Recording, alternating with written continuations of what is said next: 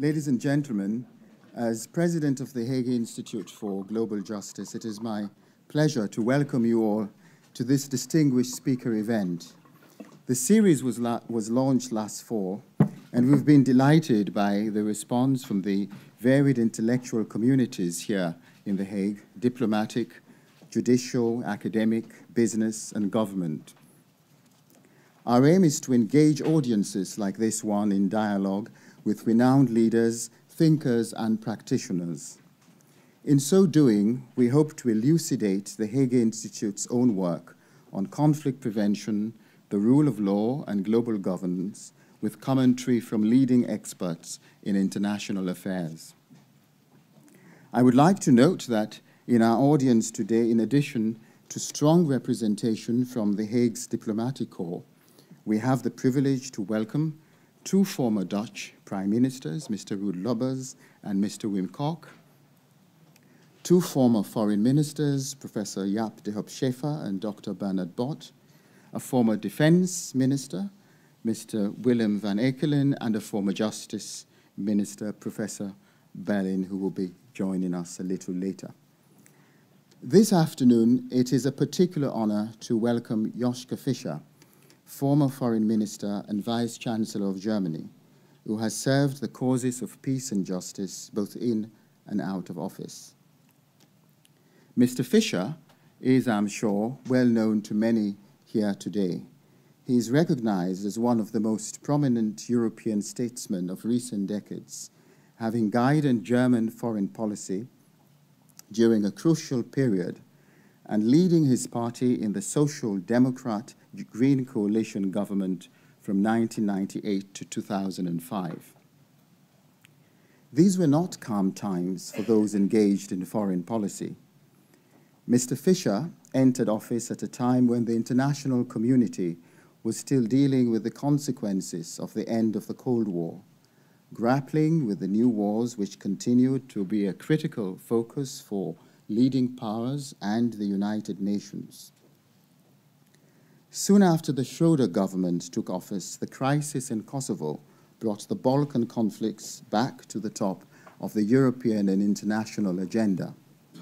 In response, the Fischer Foreign Office took the bold and domestically controversial step of participating in international military action. The task also fell to Joschka Fischer to manage Germany's strained relationship with the United States as the Iraq War was undertaken. Closer to home, Germany played a crucial role in ever closer union in Europe, the period during which the euro was introduced and the European Constitution developed, and one which I believe provides salutary lessons for European leaders today. Europe is, of course, the topic of Mr. Fischer's lecture at the Hague Institute this afternoon. Despite his mastery of various international portfolios, it is the European issue to which he seems often to return. For the past few years, the challenge has been to keep Europe together, as centrifugal forces unleashed by the euro crisis have threatened to pull it apart. However, we were reminded by the Nobel Committee just over a year ago of the enormous contribution that the EU has made to regional and global peace and security. We ought not to forget, however dark the times, how European unity has been a beacon.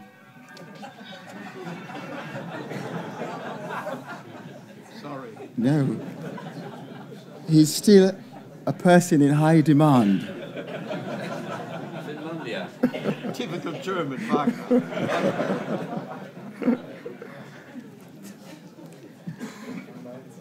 We ought not to forget, however dark the times, how European unity has been a beacon to many across the world over the past half-century, demonstrating what is possible when old rivalries are set aside in favor of a common mission.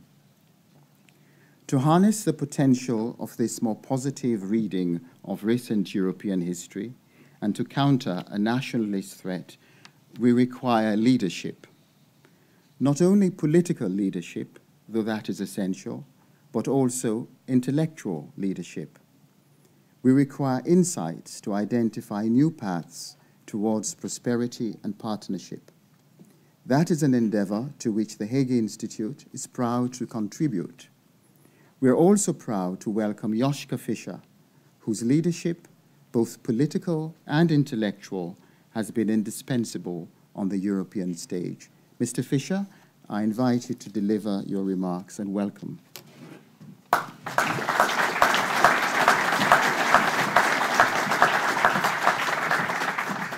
Well, thank you very much for your kind words, and apologies for the Ritt der Walküre by my iPhone. It's a great honor and pleasure to be here in the Hague Institute and think and speak about the future of Europe.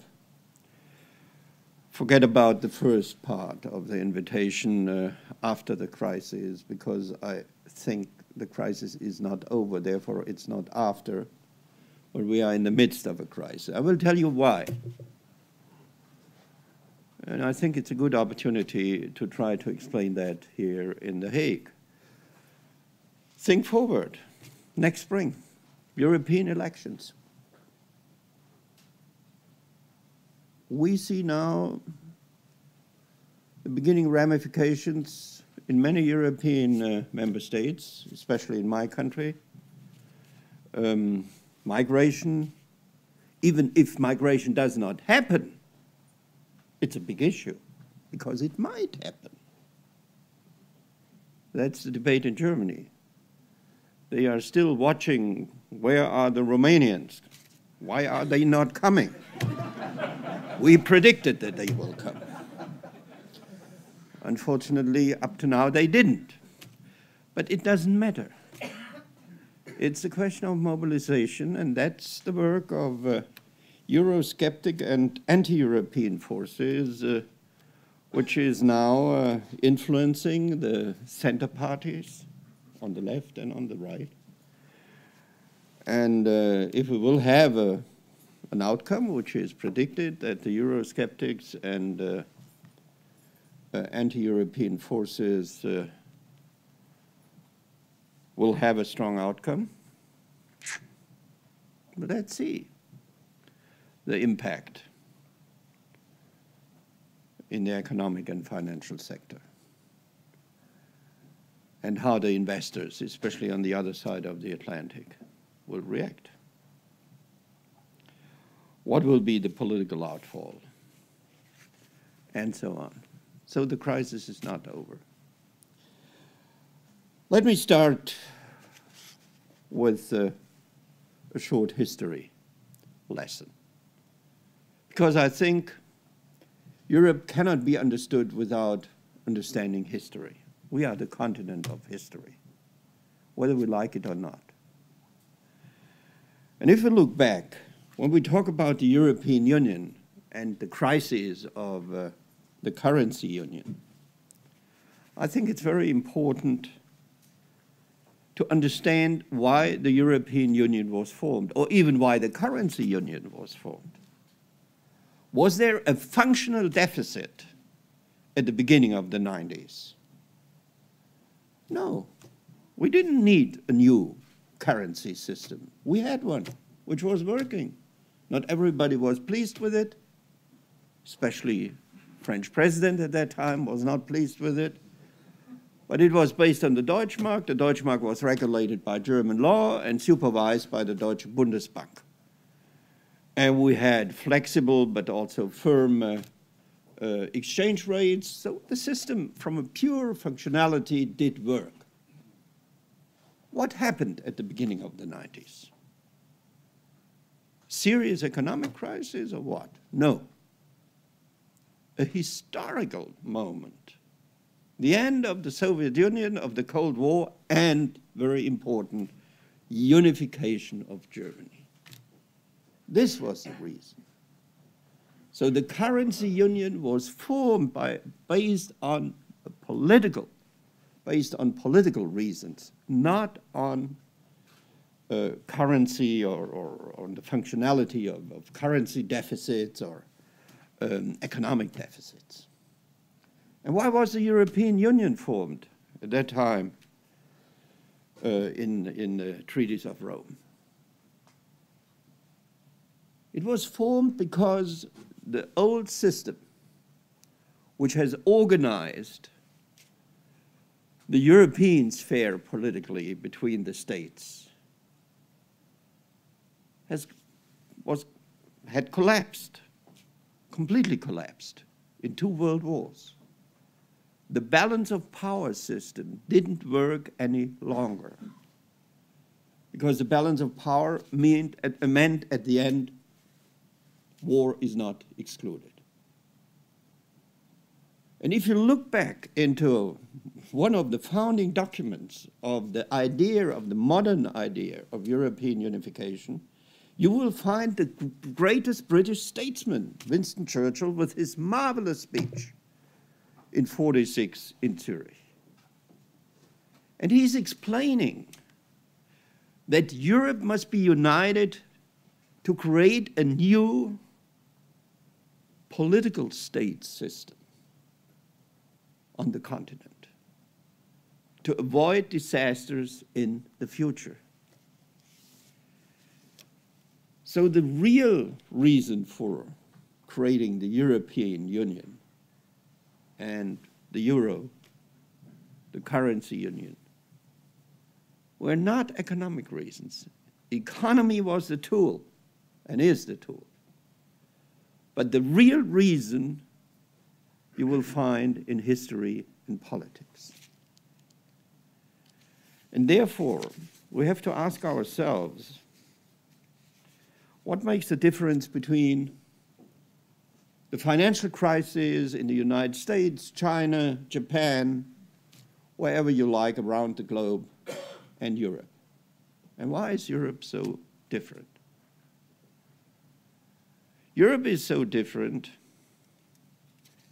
and especially the currency union is so different, because we have pooled an essential part of state sovereignty, the currency, and the control of the currency. We have a full integrated common central bank, but we don't have a common government. We don't have a common finance minister.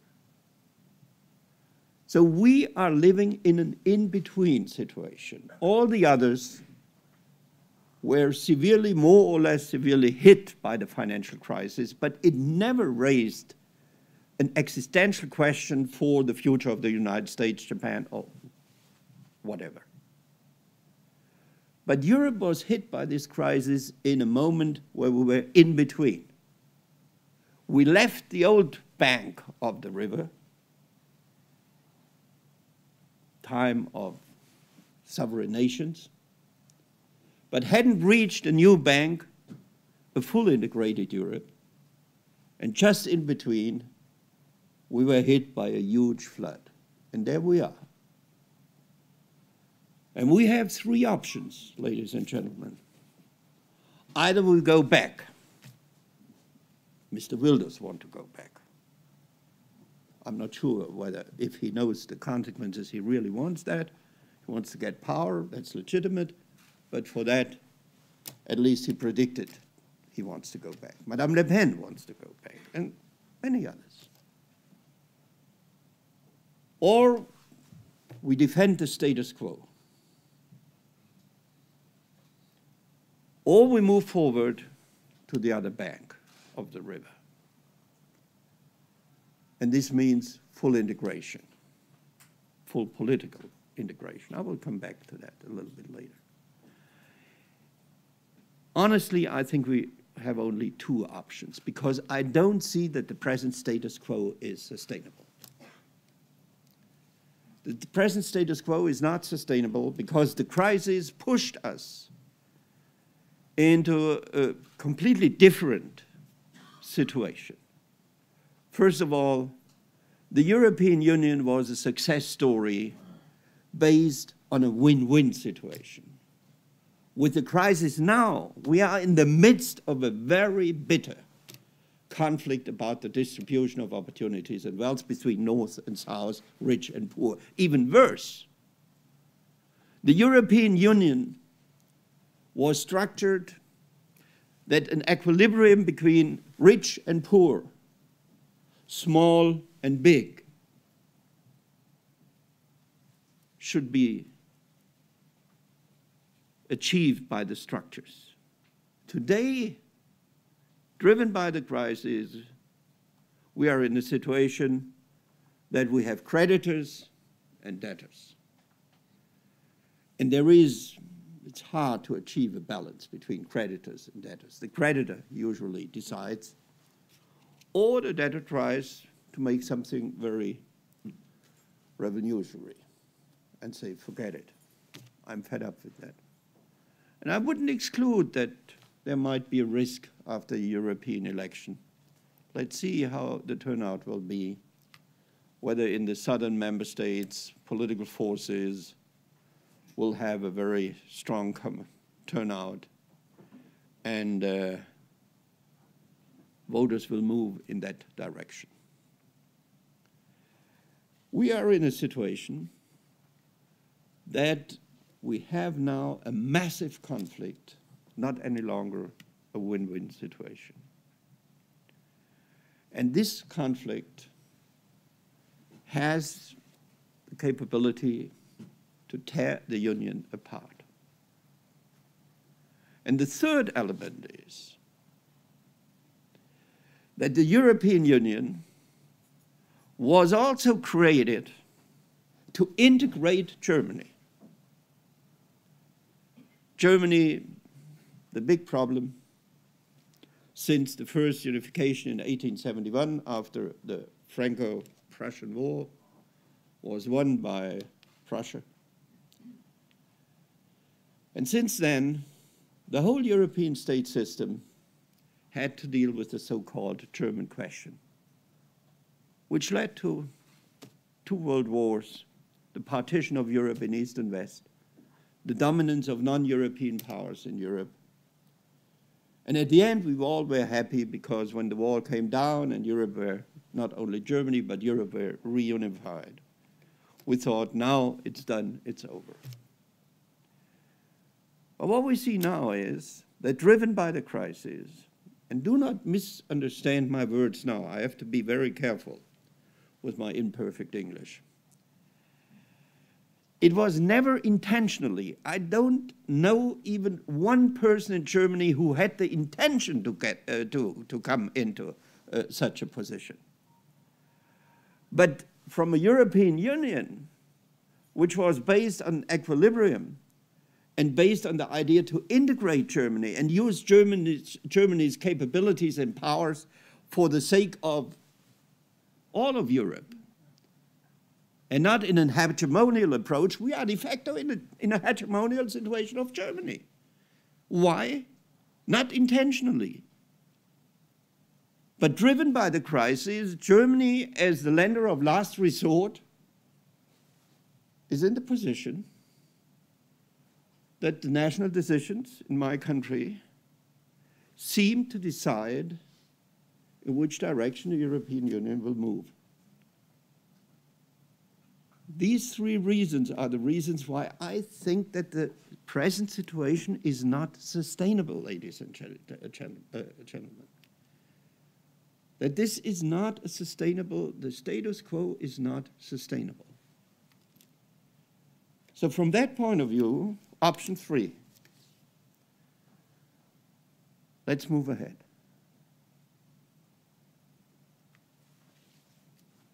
Or option 1. Let's go back. The European crisis happens in a moment of a historical redistribution of wealth and power on the global stage. At the beginning of the crisis, in 2008, late 2008, fall 2008, when someone said, well, China must save the world economy, the general opinion was, it's too early for China. No, it wasn't too early. It happened. This reflects that a new world is emerging. On a global scale, the world is in a process of de-Westernization or de-Europeanization, if you like. Europe is objectively in a decline. I don't regret that, because when others, much more powerful nations, are rising, if we have a fairer distribution of wealth and opportunities and even power on a global scale, this means that our share will be reduced. I'm fine with that. As long as we as Europeans, not as Germans, as Dutch, as British, as Poles, as French, as Belgians, whatever, we as Europeans will have a say in the world of tomorrow. We won't have that as old-fashioned nation states. Only if the Europeans are united. And if we want to go back to our old-fashioned nation states and say, okay, that's it, end of history, then we must know what that means. Even on the left side, historically, the development of the labor movement and the welfare state developed in a moment, a longer moment, of European dominance. And if this European dominance is step by step in a decline, and we Europeans think we should stay disunited because we have such a great history, such a great tradition, it will go on and on. Who will earn the money with what in 20 years for the next generation to preserve our common values, tradition, and the welfare state belongs to that. The welfare state was also developed to avoid that millions, tens of millions of people will be the stormtroopers of an undemocratic, violent nationalism. This was also part of the understanding, and it worked. It worked fantastically. It stabilized democracy. But Europe, without a strong role on the global stage, and it's not a dominant role, I'm not talking about that, together with our partners, if we can't defend such a position, we will pay an extremely high price. Not me, not the majority here in the room,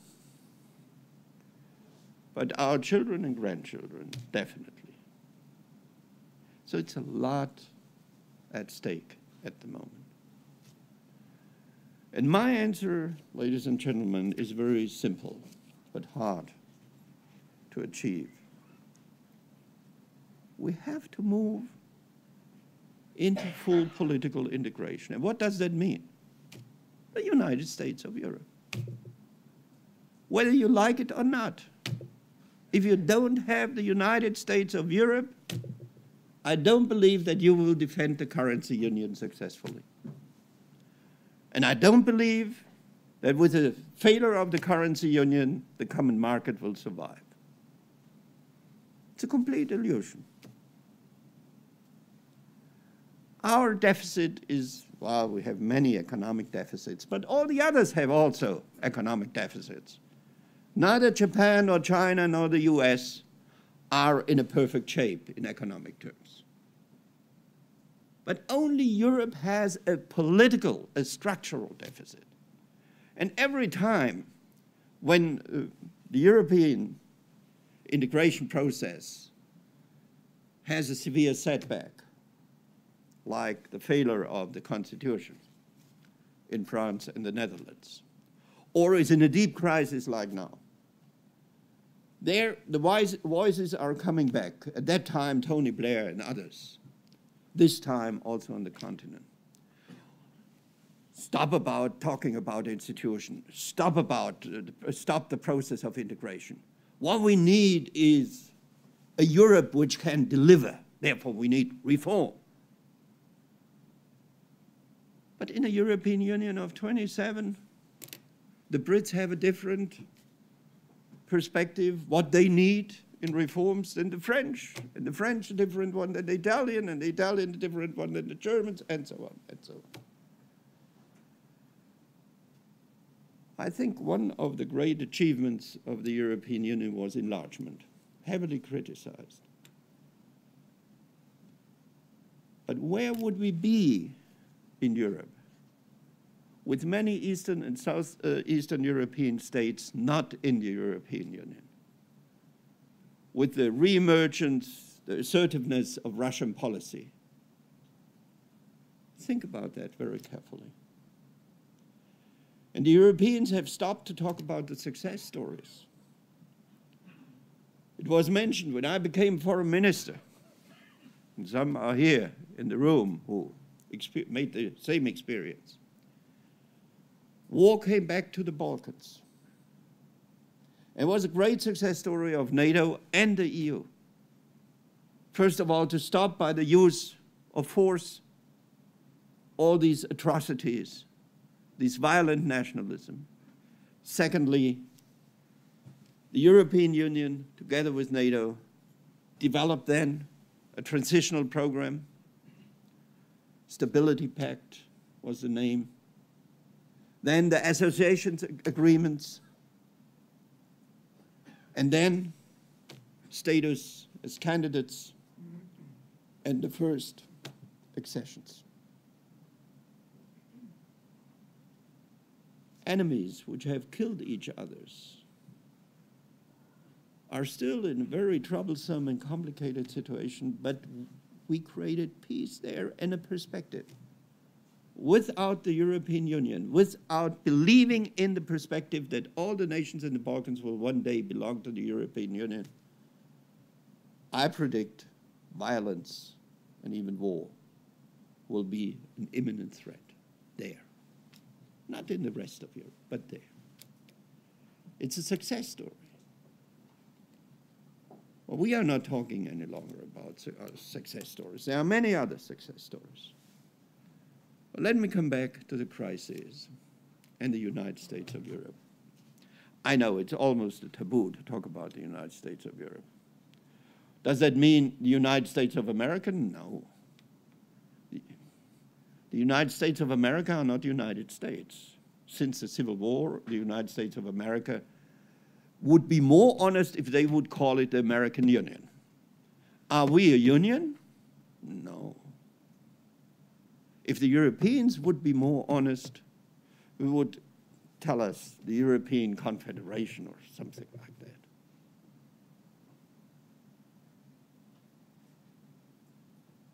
The states will play in the European history and the future.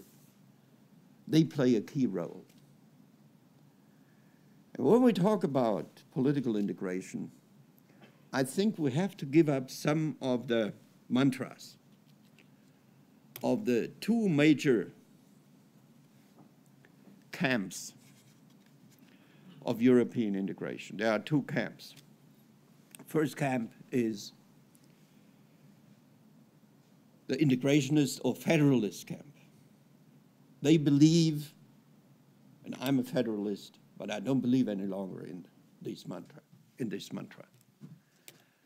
They believe, good European federalist believes, that we have transferred sovereignty and power to Brussels, and one day the national governments and the national parliaments will still exist, but be more or less irrelevant, and the Commission will emerge as a European government, and the European Parliament will take over.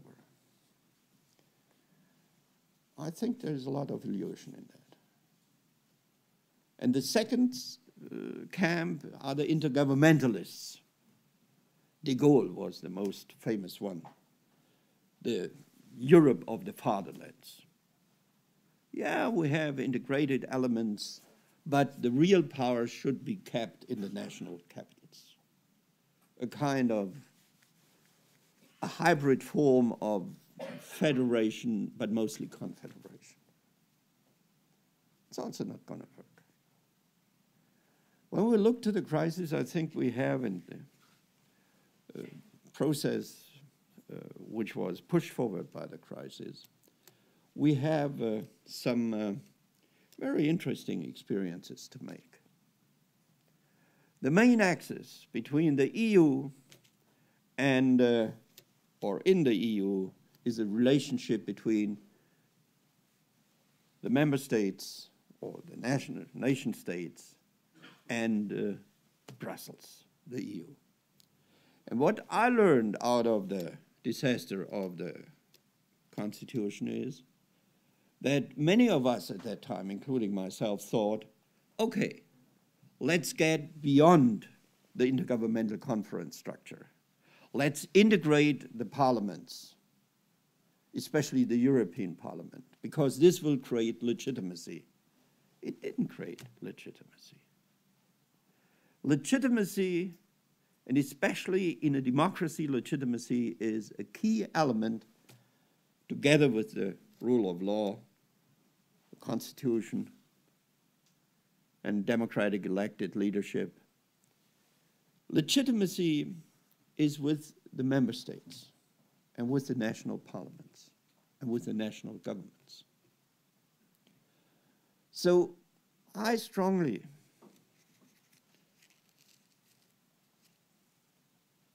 propose that we should learn from the outcome of the crisis. The EU 2009 was a very different animal if you compare it to the EU 2013. 2009, the Commission was much stronger than it's now. The national governments were weaker than they are now. And there are reasons for that. Because the sovereignty for addressing the financial crisis is mostly with the member states, with the national governments. But if you look to the parliament, it's even more clear. The European Parliament has de facto almost no role in dealing with the crisis. They are watching from the sideline because they don't have the competencies. They don't have the sovereignty. The national parliaments are the decision makers together with the Council. So my proposal is to learn out of that process. I think the federalists seriously should reconsider the relationship between member states and states. And they should also reconsider their relationship to intergovernmentalism. On the other side, the intergovernmentalists, I don't need much time to talk about the intergovernmentalist proposals, because I don't believe that in these present crises you can go on an intergovernmentalist platform without an integrationist perspective. So why not bringing together these two big camps? I'm proposing a longer interim period in which we are, where in the avant-garde of the EU, in the currency union, we should move ahead in the governmentalist perspective, but with clear integrationist direction. What does that mean? This means we will not get a change of the treaty, a substantial change of the treaty to 28. Impossible. I don't see that. But the Lisbon Treaty has some provisions which can be used legally that a group can move ahead. And this group is the currency union. But there are big buts, ladies and gentlemen.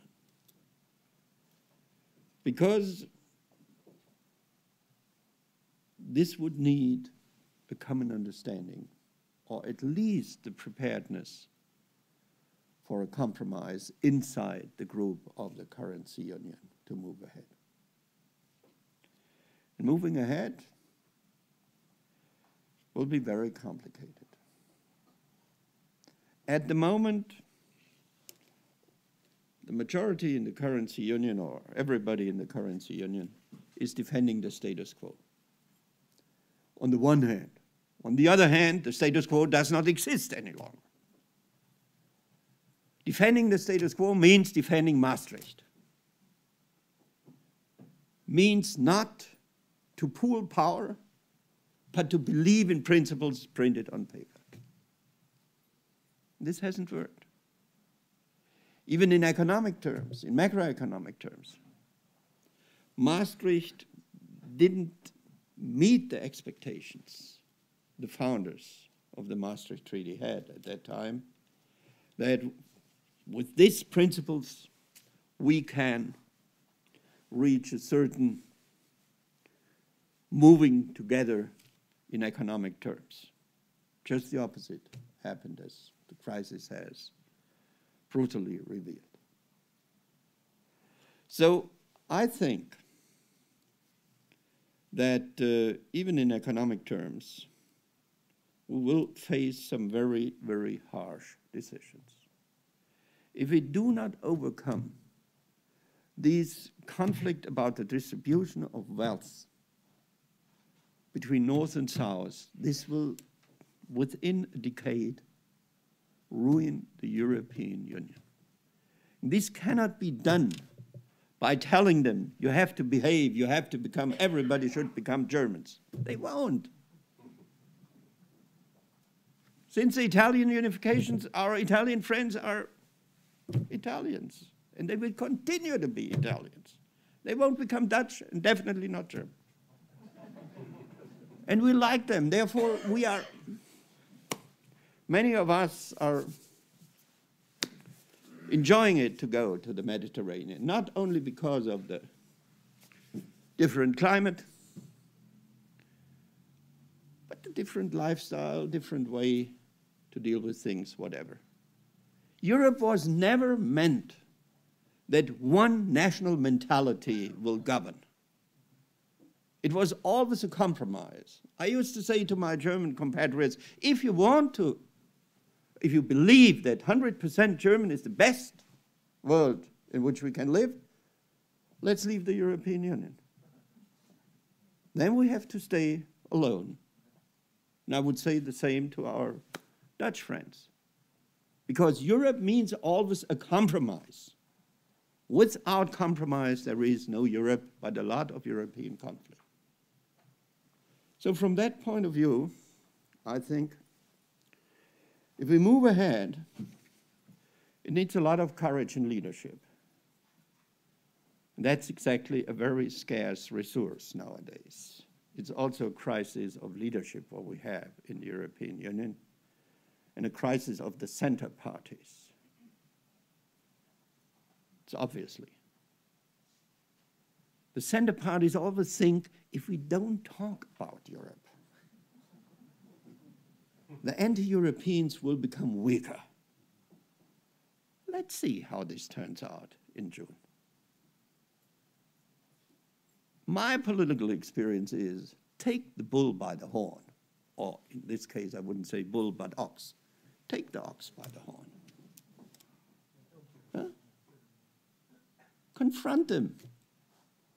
This is the first time in the European elections that this can be a real election. If the center parties, if the pro-Europeans are more courageous. It's a good opportunity. I never had this opportunity to make an election campaign against Mr. Wilders, Madame Le Pen, UKIP, and whatever. It's the first time that you can politicize Europe. And to stay silent means they will do it anyway.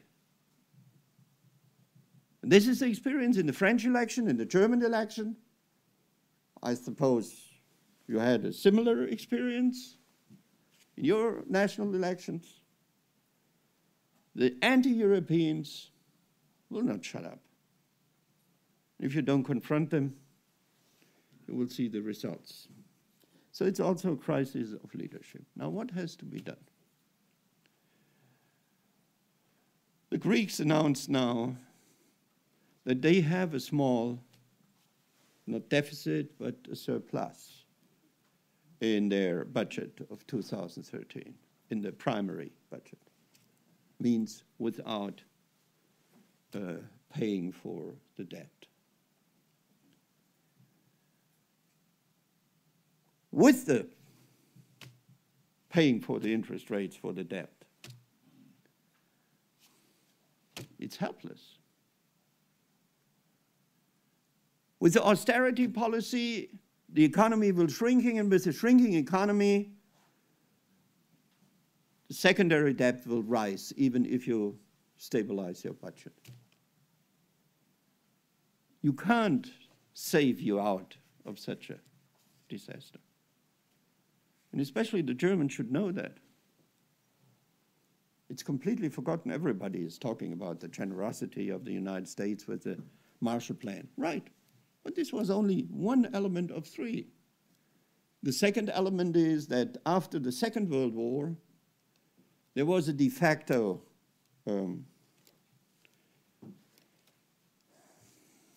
how you call that? What the Germans had to pay after the First World War. Reparations. There was a de facto abandonment of any kind of reparations because wise statesmen of the winning side of the Allies has understood the mistake which was made after the First World War. So integration of Germany by canceling these kind of debt was the second one. The third one was the debt forgiveness in a conference in London in 1952 about the foreign debt of the former German Reich. We should know that. Without these three elements, no German economic miracle in the 50s, ladies and gentlemen. It would have been impossible. And we will not succeed with, allow me to say that, yes, I'm a Catholic, with the Protestant approach of punishing those who consume too much. It's unfair. It's unfair because money was so cheap. And where did the money come from? From the north. Germany, France, Britain, I suppose the Netherlands too. We all had our trade surpluses which needed to be reinvested, and we did it with the consumers in the south. Shouldn't forget that. It's not only the guilt of one nation. It was a whole system, a huge party celebrated by almost everyone. So what should be done? We have to address in a common spirit these old debts. If there is no restructuring of the old debts, there won't be an economic recovery in the south. Of course, they will hit the ground, maybe this year, and then there will be a certain recovery, but on a very, very low level. And for Europe, this means a decade of stagnation. Or the world economy will suddenly burst out in a new boom, and then we will be in a more positive situation. But I doubt that this will happen. Secondly, if we are not ready not only to restructure together the old debt of the South, if we are not ready to address the issue of the new debt,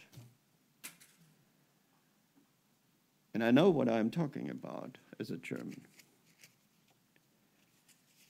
I don't believe that the currency union will have a future. So the so-called Eurobonds, or however you may name the baby, without such a form of accelerated integration, I doubt that the currency union will have a future. The next severe crisis, and we will face very serious trouble. Thirdly, we have to move ahead based on that in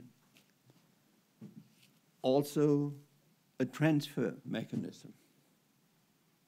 I want to shock you.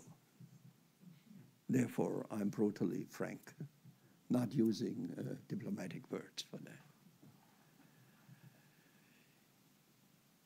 Germany is a federal state. We have very rich states and pretty poor ones. As I know, not all regions, not all provinces in the Netherlands are on the same level of economic development. That's normal. You will find that almost in every state, that you have differences, important differences. And how is this addressed? Does that mean that everybody in the Netherlands, everywhere, will be Rotterdam and Amsterdam? I suppose these regions are doing very well. We have states like Bavaria and Baden-Württemberg or Hessen, but Mecklenburg-Vorpommern, Sachsen-Anhalt, they will never be on the same level. What do we? All states have certain transfer mechanisms. Even the United States are doing that. So from that point of view, if we want to move ahead, we will also need the third element. Now, all these three elements are real shockers. Why? Because this means the price of a real political integrated Europe. And I appeal to you, ladies and gentlemen, if you don't want to do that, it's okay. But then you should think about how the European future will look like without the European integration. Because what I learned out of the crisis is that if we are not moving ahead in this direction,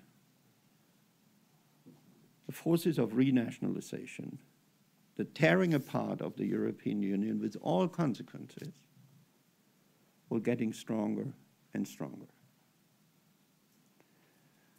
We have a decade ahead of us to move ahead. When I'm dreaming about the future of Europe, I can imagine a European Union not like the United States, because we don't have one language, we don't have one culture. Europe will be always different languages, different historical narratives, open and paid bills, prejudices, whatever, about the neighbors. We are different. There is one country in Europe which has proven that you don't have to give up these differences, your national identity, whatever, but you can pool power and sovereignty in a very successful way. And this is Switzerland.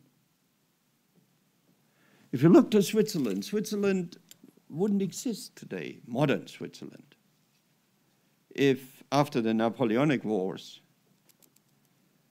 in the midst of the 19th century, if they wouldn't have made a decision which was extraordinarily courageous. It was the century of nationalism, the 19th century. And against the overall drive to nationalism, the French, the Italian, and the Germans in Switzerland didn't decide to go with their majority. They decided we stay together against the spirit of the century, the spirit of the continent. Let's stay together. But if you go to Switzerland nowadays, have the French, the Germans, and the Italians changed? My Swiss friends say no. No way. But they formed common institutions. They pooled wealth, security, and sovereignty. And it works. That's a fascinating experience. It will not work on the same level because the EU is much bigger. But the central idea, I think, gives us a perspective.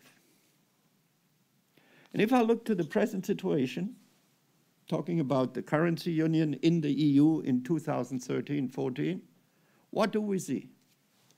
We see a kind of German hegemony which nobody wants in Germany and is happy with that, as a result of an emergency situation. But in that, neither the Netherlands, nor Germany, nor Belgium, nor France, all the members of the currency union have no national policy against the crisis. We have de facto a European government, which is divided in two parts. The head of the government is called Draghi, which is very unhealthy, by the way. But with the rejection of political solutions for the crisis on an integrated level, that we pushed, or our leaders pushed, the central bank in a situation where the central bank is de facto the European government. And not austerity policy contributed to the survival of the euro. It was a decision of Mr. Draghi not so long ago to say we will defend the member states which are in a crisis at any cost. This was the end of the speculative attacks against the European Union. Not sustainable, but for the time being, as an emergency measure, excellent. It's de facto the head of the European government. And then we have the heads of states and government in the Council of the Eurogroup, which are working together. But we don't have a formalized structure for that. So I'm strongly in favor to think about a European government, not the Commission, which will never be the European government, but bringing together the heads of states and government. It's less than the Swiss model tells us, but it's a good bridge, I suppose. And especially, I think, if we have also a European role for the national parliaments. If we have the national governments and the national parliaments in a European role, they will bring the legitimacy with them. That's a key factor, ladies and gentlemen, which was underestimated in the past by the federalists. So, which role could the European Union, in the European Union can the national parliaments play? Very simple. They have the budgetary sovereignty. So why not in the European currency group? Why not forming a Euro chamber? One day this might develop in the direction of a second chamber in the EU of 28, but needs a lot of time. I don't see a contradiction to the European Parliament. If this is clearly defined and limited. And I think there is a need. We all have the discussions in our national parliaments about the North is blaming the South is blaming the North, but they are not discussing together, ladies and gentlemen. So we have to bring them together.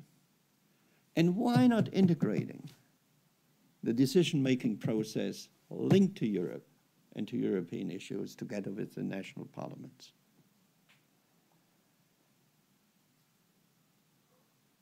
These are some of the ideas. I know it's hell of complicated. And it might even sound not very realistic, but I'm not so sure. The last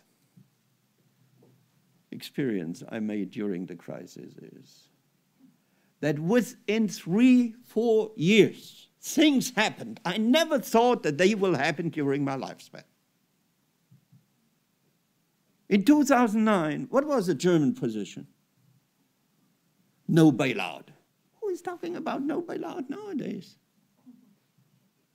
Who? Bailout is a reality. No economic government.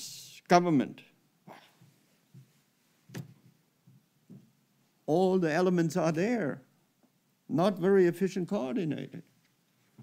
And at the top, we have the European Central Bank suddenly as an essential part of an economic government in the European Union, with the consent of the Chancellor. Don't forget that. It was Madame in person who nodded with the head, because she knew Frankfurt is far away in electoral perspectives. And it's not her who will be blamed. So from that point of view, if you look to this experience of dramatic change, I wouldn't exclude that we will have majorities inside the currency union to move in that direction. But even more important,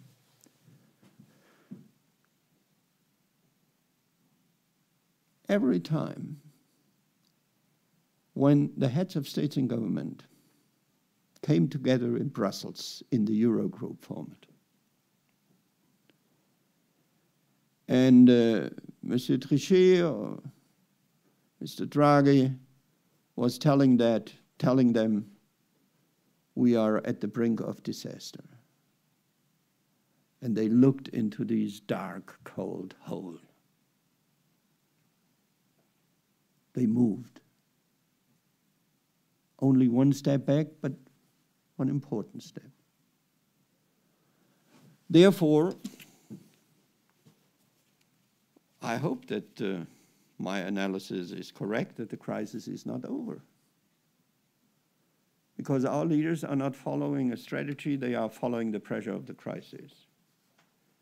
Berlusconi was not overthrown by politics, Berlusconi was overthrown by the markets, don't forget that. A lot of blame is put on the markets, but we shouldn't forget that there are also some elements on the positive side. So from that point of view, ladies and gentlemen, I think the discussion has to be started. And not only in such beautiful institutes, environments of experts, but the debate has to be brought into the battle of election campaigns. This needs courage, and leadership. Thank you very much.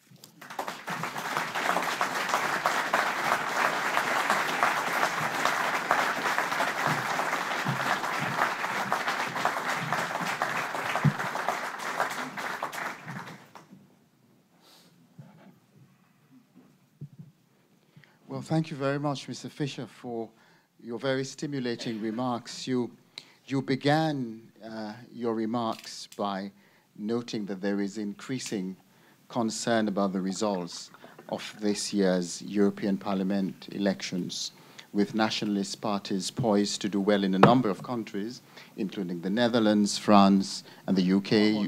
You ended up on the same note. And many incumbent leaders are criticized, as you also did, for doing little to take this threat head on, perceiving political risk in doing so. Can you suggest a political strategy for dealing with the new nationalism which threatens to tear Europe apart? Well, it's not only that we have the counterparts, the personalities. Personalization is always very important. Allow me to say that. I belong to the left, and the left does not believe in persons, but I'm a little bit different. So personalization is very important, especially in election campaigns, and especially in the age of media. That's, I think, good. But secondly, we have a lot of issues, not only the European crisis. It's also about the whole of the internet policy and the whole NSA and whatever. Do you seriously believe, and that's at the moment the experience of Chancellor Angela Merkel, because she was told in Washington, oh no, we didn't mean that we will compromise with you. It's not a good idea. And what is Germany doing? Oh, in Germany, there is a very angry mood about that. And we will shout and maybe cry, but that's it.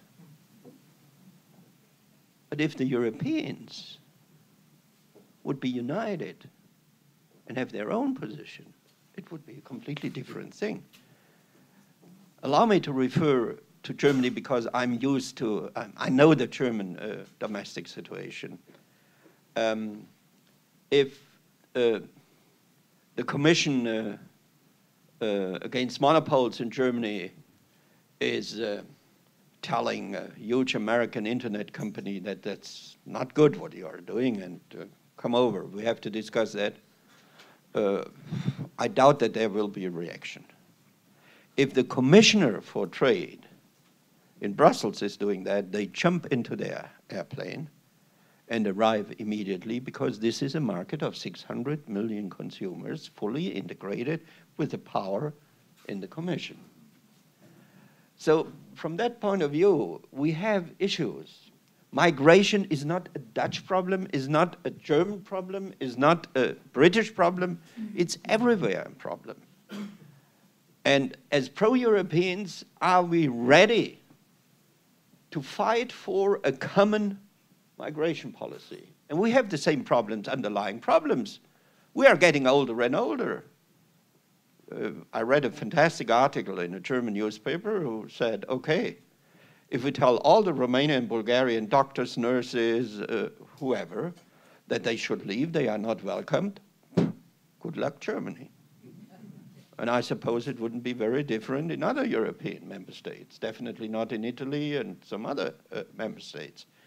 So a common policy, which is not based on idealism, but which is defending ideals. That's an important difference.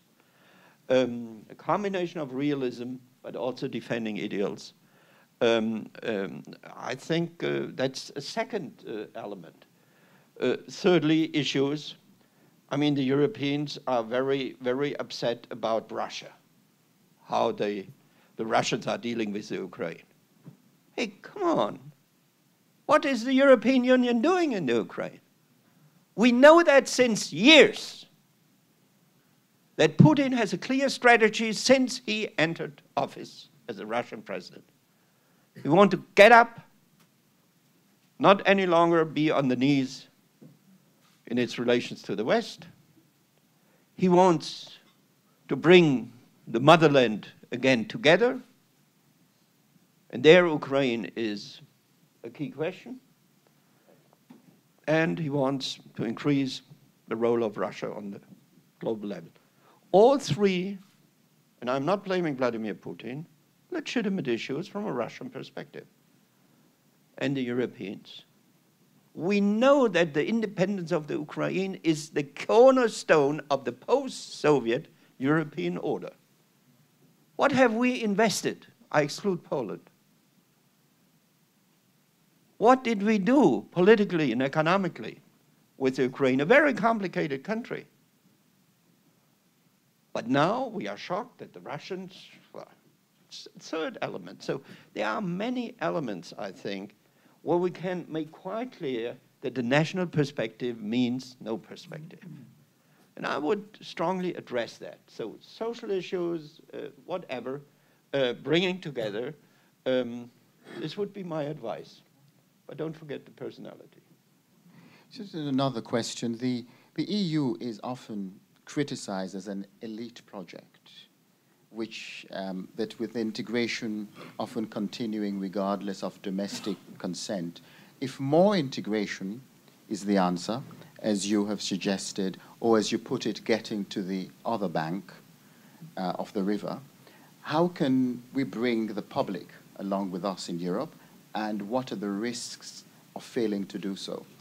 First of all, it's strange for me because when I started my political life, elite was a bad concept. But now, getting younger year by year, I even changed my perspective about elite. There is an important difference. It's not only it was an elite project, but it was a democratic, legitimized elite project. That's a very important difference. It was never, I mean, there was no consent. But these were democratic elected leaders, and they went to election again. For example, less for Adenauer, because Germany was completely defeated, divided, and so on. But in 57 in France, to tell the French people we have to go into an economic union with the Germans, it was not very popular. The Élysée Treaty at that time was popular in Germany by the reasons I just mentioned, but in France, at the beginning of the 60s, the memories about the war, think about the Netherlands here, how the public mood was about Germany at that time. This needed leadership of democratic elected leaders. So that's an important difference. But you're right. We need this time, we need the people with us. And therefore, I think it's a process of 10 or even more years. And it must be very carefully discussed, also the procedure. And we need strong nerves, because all these decisions are only possible at the brink of the abyss. I don't see that without the pressure of the reality it will be doable. But it's not new in politics and not new in European politics. So pro-Europeans will need strong nerves. But they should stop to hide. It will not work. If you are hiding, it will not work. And the process of renationalization has started. And again, the crisis accelerates this process of renationalization. And if there is no counterbalance, if the pro-Europeans, if the center is hiding, then I think it will be a self-fulfilling negative prophecy. Well, a final question before I open it up to the audience, who I'm sure are eager to engage with you as well. You mentioned Kosovo, which of course you were very much engaged with that crisis when you were foreign minister. It was an example of German leadership in support of what we would now refer to as the responsibility to protect. Yet in Libya, Germany stood aside to the frustration of the EU and NATO allies. And of me. So I was also very frustrated about that. Some Germans were frustrated. Good. So the question is, has Germany reconciled itself to the use of force for humanitarian ends, and is it prepared to take a leadership role in the strong European foreign policy you've been advocating? No. I think what you can't expect is that Germany ever will reconcile for the time being. I think not only for my generation, so this will continue into the future. Germany is a traumatized people in a double sense of the word. Traumatized by its crimes and its political disasters it created. Shouldn't be forgotten that it was also a disaster for the German people. We lost 1/3 of our territory, 12 to 14 million expelled and refugees, country destroyed. Then the legacy of the Nazi crimes, of the Holocaust, of everything. It's one part of the trauma. The other part is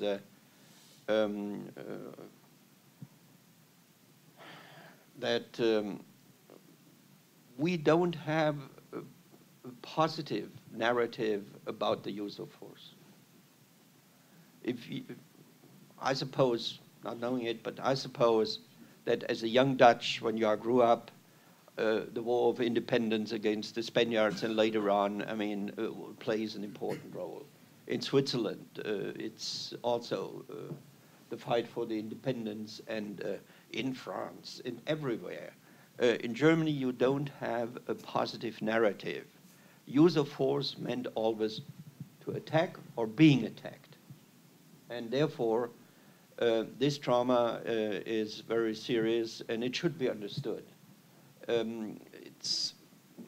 I don't believe that you would be happy if the Germans would be in a more easygoing, be ready to engage militarily, not only for humanitarian reasons, because once you are used to that, you are doing it. And if you are, so in Germany, it needs, and I experienced that personally, real courage and leadership to convince a majority. And this is not only a question of the left side of the aisle, it's also on the right side. It's bipartisan, it's everywhere in the people. And I can't criticize that as a negative deficit. Nevertheless, I think the Libya decision, where nobody expected that we should send troops, we were a non-permanent member in the Security Council, and what was expected that we will support our allies who were ready to act. And that we didn't do that, I think, was a big mistake or even foreign policy blunder. That's another, I mean, you could also reflect that, I think Henry Kissinger has said, or at least Henry Kissinger is always a good reference for a quote you can't really, for a good quote. He's a good reference because he could have said it. So I don't know whether he has said it. I think Kissinger said, if France would be in the role of Germany, the Euro crisis would be solved since long. And I guess he is right. So Germany is now not only in these military issues, but we are suddenly in a quasi-hegemonial situation. Everybody is asking, lead. But honestly, the honest answer of the Germans should be, how? What you are talking about? We are not prepared for that. It was different with Helmut Kohl and the older generation, with Schmidt and Kohl, because they had long historical guidelines in their mindset. But the present generation, and not only in the Christian Democratic Party or on the right, it's the same on the left, in the Social Democratic Party, Green Party, wherever you look. It would mean, at the moment for Germany, it's almost too much. This is another element which contributes to the developments you can see. Well, thank you. We have colleagues from the Hague Institute with 2 microphones. So let me now turn it over to the audience. Just raise your hand and give us your affiliation and take questions. I'm Willem van Ekelen. Thank you very much for a very interesting speech. But before I formulate my question, I am one of the young guys who came out of the war with a fair amount of anti-German feeling. And I'm very happy to say that that has gone completely. Not only with me, with my children, with my grandchildren. And I think that is a fantastic achievement of European cooperation and integration, but also deserves a compliment to Germany. I think in terms of democratic decision-making, you did very, very well, and I appreciate that. I missed 3 words in your speech, and I've been participating in the European Convention, which ultimately ended up in the Lisbon Treaty. The words I missed was ever closer union, and I think much of what you said meant ever closer union.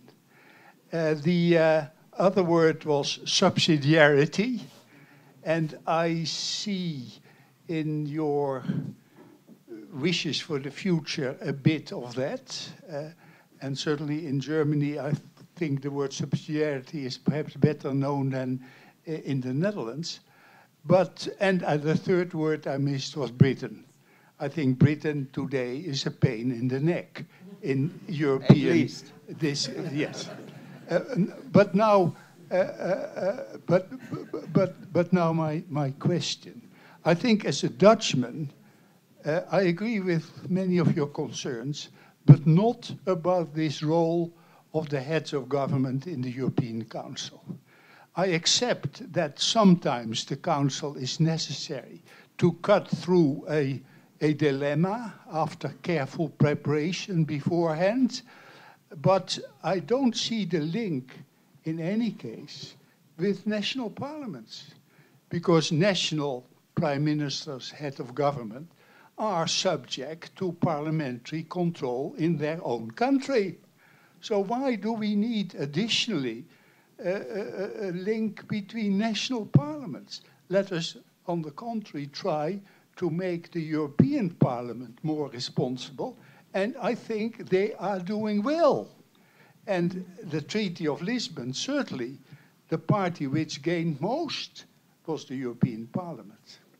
Now, of course, I accept that in this mix of intergovernmental and communitarian, the Parliament does not yet have much to say, but I certainly, with the European Parliament election coming up, we shouldn't be too critical of the European Parliament, because then nobody will come and vote for it. And I think that is our first priority. Yeah, but why? Why is nobody voting for them and coming up and voting for them? Because they are really doing the six-pack. Take the six-pack. The European Parliament added a very important element to the financial supervision. Don't be too critical. No, I'm not too critical about it, and I'm not questioning the role of the European Parliament. But I don't see that they will create the amount of legitimacy which is needed on the national level. That's the problem. And therefore, with all due respect, as long as the power and the money will stay with the national parliaments, We need the national parliaments on the European level because they have to finance the European project. That's the lesson I learned out of the financial crisis. Where does the debate happen? In the German Bundestag. But they are not debating with the Greeks or the Dutch or whoever in the currency union. They are debating with themselves. That's the problem. And you can't solve this problem as long, and I don't see for the time being, at least as long I will be around here, but I think even my children won't make this experience. For the time being, I don't see in all the member states that you will find even a bigger minority which will be ready to transfer the budgetary sovereignty to Brussels. I don't see that. So you need for a deeper integration the decision makers. And then with the government. Yeah, but you are right. But I think that the national governments should be not any longer, at least in the framework of the currency union, in this double role to be a lawmaker or political decision maker on the European level and national level. And therefore, I'm fed up with this ever closer. Because this ever closer means all the blame to Brussels and the EU. The decisions are made by the Council, and the blame is given to the EU. This will not work any longer.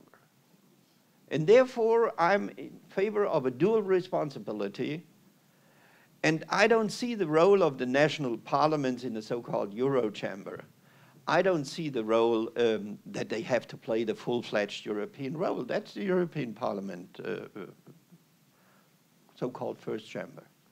But at the moment when the national, and especially the budgetarian issues, are playing into that, you need the national parliaments because they have the power and the legitimacy. Last, subsidiarian. Well, politicians talking about that, but the people don't understand what they are talking about. And if you mean renationalization as Cameron or Osborne, say it. Then say it. But it's again part of the blame game, because everybody who has ever were in the European Council knows perfectly well that government A thinks that this competence should be brought back to the member states. Government B thinks, no, never. So the Brits are in favor of a more subsidiarian agriculture policy. The French would immediately erect a barricade and take the arms. For the French, they would be in favor to renationalize financial markets. The Brits would say, never, ever. So it's easy to say. Or you have the idea renationalization is a good thing. We have too much integration, which I didn't hear out of your words, but therefore I'm not a fan of the subsidiarity issue. They are talking about it, but it never happens.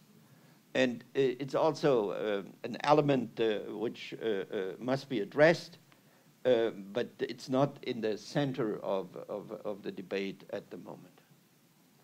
But thank you very much for what you said about the Germans. I meant it. Thank you. Any more questions? We have.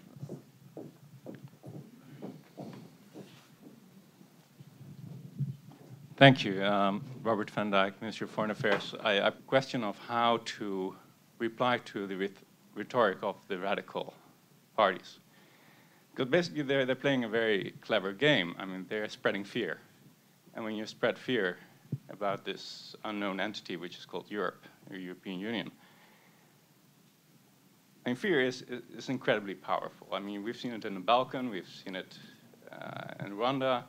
I mean, how are you going to counter that? How can we counter these radical parties? Thank you.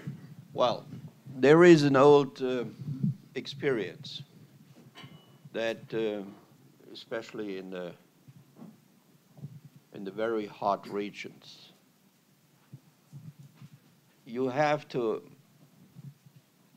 act against a bushfire with a bushfire. The direction is very important for that. And let's think about Mr. Wilders and Madame Le Pen would win. It's even easier with Madame Le Pen. She's not any longer this right-wing radical, but she wants that France should leave the euro. Wow. She is spreading fear. I would address this issue, what that would mean. She wants to stop immigration.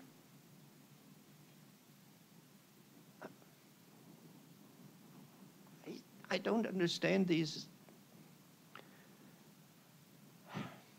I don't understand this fear about the radicals. I don't understand it. The essence of democracy is an election campaign. You have to confront the issues. And if you are not convinced about your positions, then you have a serious problem. The others don't have this problem. So from my point of view,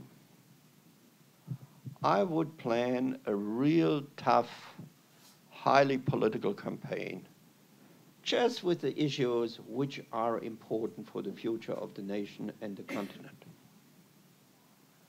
And I would do it on a more European level. The major parties are running European election campaigns as national election campaigns. In Germany, the Christian Democratic Union, on all the last time, it was Angela Merkel with the German flag. Now, Angela Merkel is important for Europe, but the German flag is not the real issue in a European election campaign. Allow me to say so.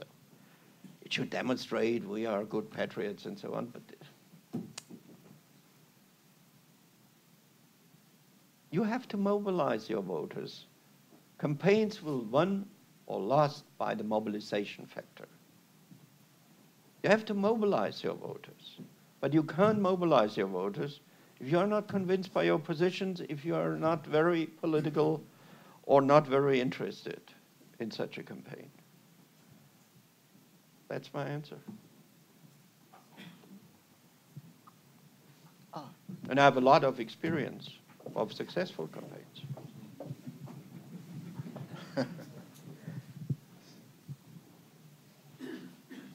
My name is Jean-Pierre Kempeneers, Ministry of Foreign Affairs as well. First of all, thank you very much for your inspiring introduction and your staunch support for Europe, European cooperation and further integration. I'd like to come back to the previous speaker and to Eddie Williams, who mentioned public support. Under the influence of the crisis, we're making more integration steps, and at the same time, public support is lagging behind, which is very worrying. Could you become a bit more concrete as to how to improve, enhance public support for more Europe? What's your narrative? Thank you.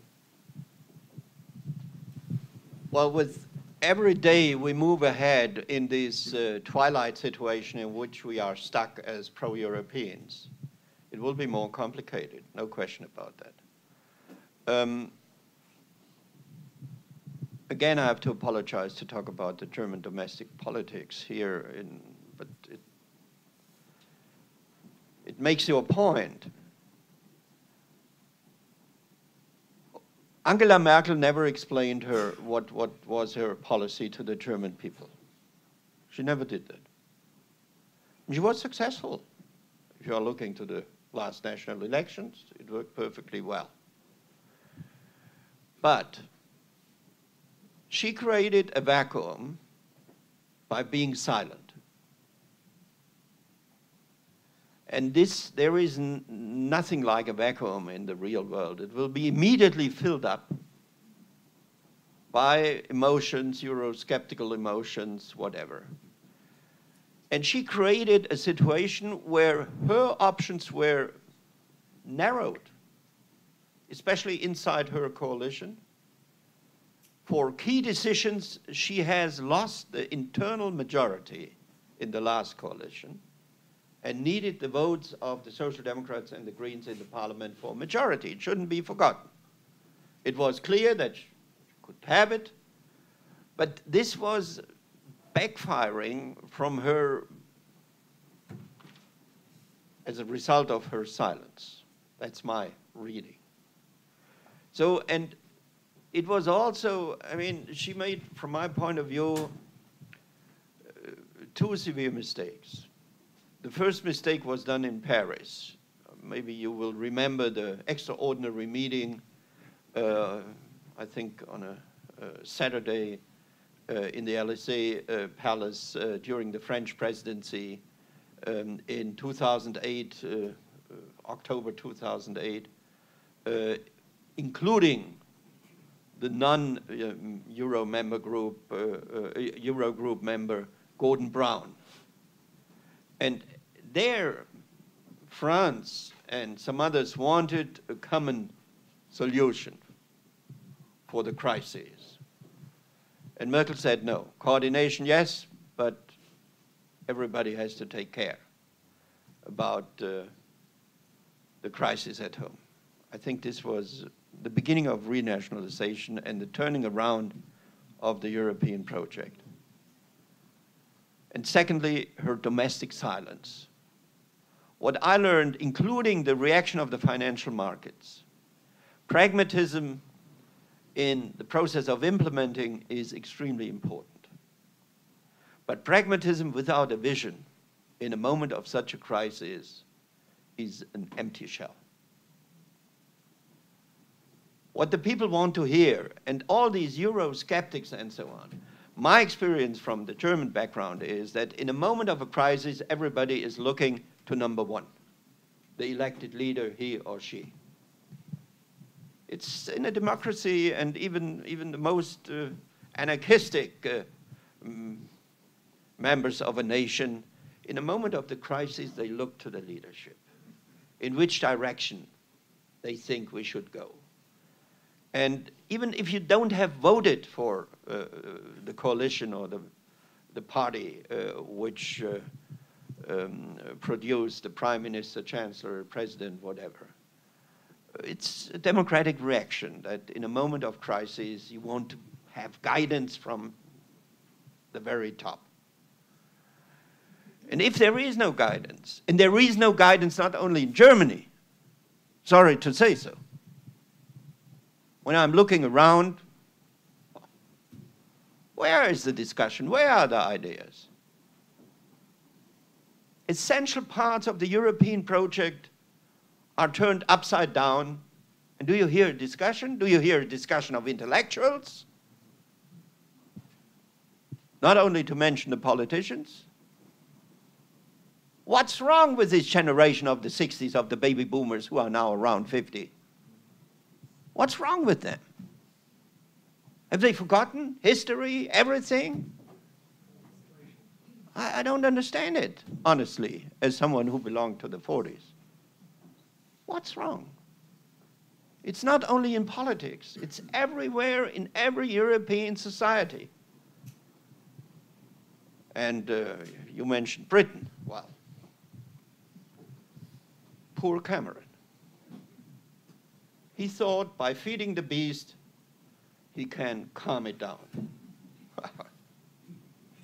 That's one of the essential experiences in politics. Never feed the beast, because at the end, it will eat you. And that's the destiny of David Cameron. He didn't calm down his backbenchers with his speech. And if he gives them a finger, they want the whole hand. If he gives them the hand, they want the whole arm. If he gives them the arm, they will eat the whole man. It's obvious. But I think this experience is everywhere in Europe now. So I can't give you a real convincing answer, as you will realize, because I'm asking myself these questions. What's wrong with the present generation which is leading the European Union? I can't answer that. Well, I think that is a perfect note on which to end, because we can continue the discussion during the reception to see if we can come up with some answers to that question. It remains only for me to thank you very much, Mr.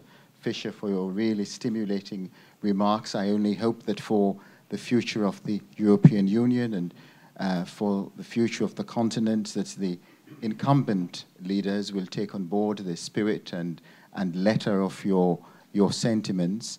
And personally, I can attest to the fact that you are one statesman who keeps his word, because you said to me 3 months into my tenure as president of the Hague Institute that you would come and visit and speak, so I'm really delighted. It has been an honor to host you here, and please join me in thanking Mr. Fischer.